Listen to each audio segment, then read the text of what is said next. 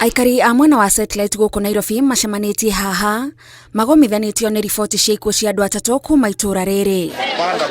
Irima riri rikirikana nirio kihumo kia mutino uyu, kuona umwe arakuire akirithingura nao acio angi eri marakua makigeria kumuhonokia. Ati walikuwa kazi ya kufuruta sewage chini ili block. Kublock ndio sasa walikuwa na furuta ndio sewage iende. Kumbe hiyo vile aliingia ndani Gideon akakwama.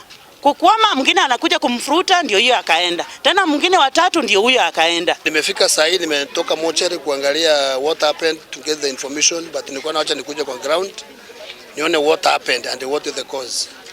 Unfortunately yeye alikuwa anafanya sewage, nasikia alikuwa kwa mjengo, ni mtu wa mjengo. Alisikia mtu ameingia hapa alikuwa anakuja kusaidia. Aikari marauga uyu ni thina umakureire maitho kwa ihinda iraya na tirimwe kana mere mundu anagwa irima-ini riu.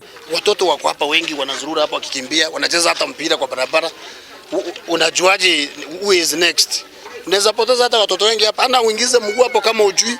Kwa sababu hata kuna mtoto mwingine siku nyingine aliingia kwa hiyo sewage. Tukatoa mtoto tukakimbiza hospitali. Hata ni Kiogora ndiye alitoa mtoto akaenda kutibu mtoto. Hiyo ni ya kwanza. Tena hapo ya juu pia ilikuwa shida. Waliwacha tu hivi walevi wanakuja usiku wanaangukia. Na iko kwa na maji sasa watu wanatoka tu.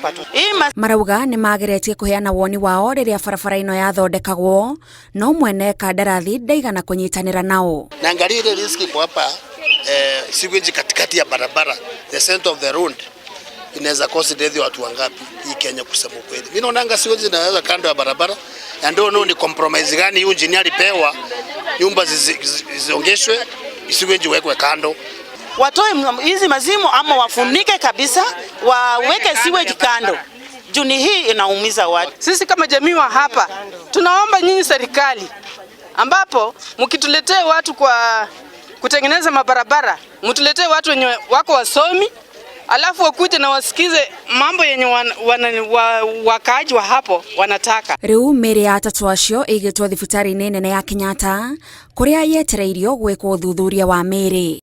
Ngiribotera Inooro TV, njitagwo Gathoni Wanjihia.